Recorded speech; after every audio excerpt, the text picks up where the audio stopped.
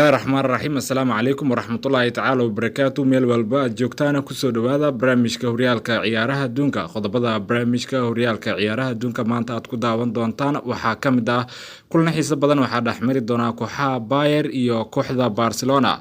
Liverpool iyo Ajax ayaa iska hor imaan doona tartan adag oo qayb ka ah tartanka Champions League. Tababaraha Ajax oo shaaca ka qaaday qaabka ay Manchester United uga caawin doonto inay garaacaan kooxda Liverpool ayaa barnaamijka ku daawan doontaan.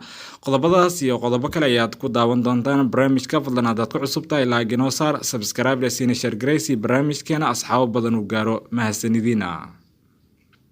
Kulan xiise iyo xamaasad leh ayaa dhexmari doona kooxaha Barcelona iyo kooxda Bayern Munich. Kulan ka tirsan wareegga labaad ee tartanka Champions League. Labada kooxood ayaa soo galaya kulankan iyagoo isha ku haya guushii labaad ee xiriir tartanka Champions League xilli ciyaareedkan. Barcelona ayaa kulankan soo galaysa iyadoo doonaysa inay ka aarsadaan Bayern kuwaasi oo 8-2 ku xasuuqay kulan ka dhacay Allianz Arena. Dhanka kale kooxda Bayern ayaa kulanka soo galaysa iyadoo guushii labaad oo xiriir ay gaareen isla markaana ay rabaan in ay garaacaan kooxda Barcelona mar kale.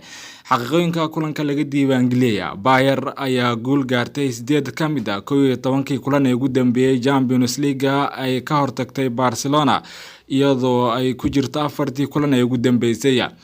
Kooxda Barcelona ayaa 5-1 kaga badisay kooxda Bayern kulankii hore waana in ka badan intii ay ka dhaliyeen Champions League 9 kulan ee ugu dambeeyay.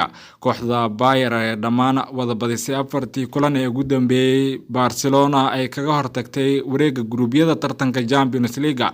Kooxda Bayern ayaa badisay 35 ka mid ah 37 kulan ee ugu dambeeyay garoonkeeda Allianz Arena ku ciyaartay tartanka wareegga guruubyada ee tartanka Champions League. Liverpool ayaa martigelin doonta kooxda Ajax kulan ka tirsan wareegga labaad ee tartanka Champions League kana dhici doona garoonka Anfield. Liverpool ayaa kulanka soo galaysa iyagoo u baahan guul ay ka gaaraan tartanka kadib markii ay guul daro ku bilowdeen Champions League xilli ciyaareedkan. Dhanka kale kooxda Ajax ayaa kulankan soo galaysa iyagoo doonaya guushii labaad ee tartanka kadib markii ay guul ay ka gaareen kooxda Rangers kulankii hore ee tartanka.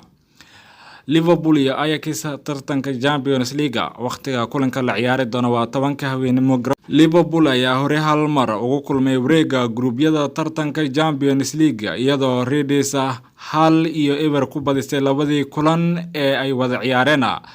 Kooxda Ajax ayaa doonaysa guushii ugu horeysay ay ka gaaraan Liverpool tan ilaa 1966 markaasi ay 5-1 ku garaaceen Reds kulan ka tirsanaa European Cup.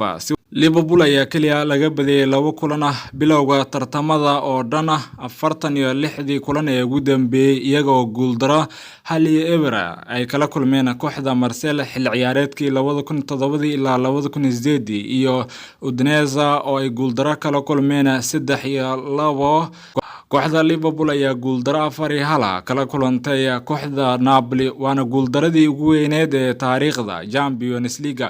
Reds ayaana weligeed labada kulan ee ugu horeeyay tartanka Champions League aan laga badina.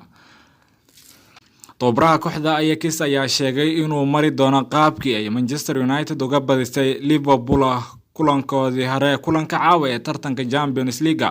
Tababaraha Ajax Alvarez ayaa sheegay in uu daawaday kulankii ay Manchester United 2-1 uga badisay Liverpool isla markaana uu mari doono sidii ay suubisay kooxda Manchester United. Ajax ayaa isha ku haysa guushii labaad oo xiriir ay ka gaaraan Champions League xilli ay Liverpool raadinaysa guushii ugu horeysay ee tartanka Champions League. Kahor kulanka tababaraha kooxda Ajax Alvaro ayaa wareysi u siiyay saxaafadda waxa uu sheegay inuu isticmaali doono qaabkii uu isticmaalay tababare Erik ten Hag. Waxaan si fiican u daawaday kulankii dhexmaray kooxaha Manchester United iyo kooxda Liverpool waxaana tababaraha uu sheegay inuu isticmaali doono falsafadii uu isticmaalay Erik ten Hag. Waxaan gaaray kulan adag ee la xiriira tartanka Champions League. Kulanka caawa aan booqan doona garoonka Anfield ay ku ciyaarayso kooxda Liverpool. Waxaana uu sheegay in garoonka Liverpool uu yahay garoon aad u adag laakiin waxa uu sheegay in ay isticmaali doonaan falsafadii Erik ten Hag uu isticmaalay kulankii labada kooxood ay wada ciyaareen. guud ahaanna waa naga intaa barnaamijka horyaalka ciyaaraha adduunka. fadlan haddaad ku cusub tahay like inoo saar, subscribe, share garaysi barnaamijkana asxaabo badan u gaaro. mahadsanidina.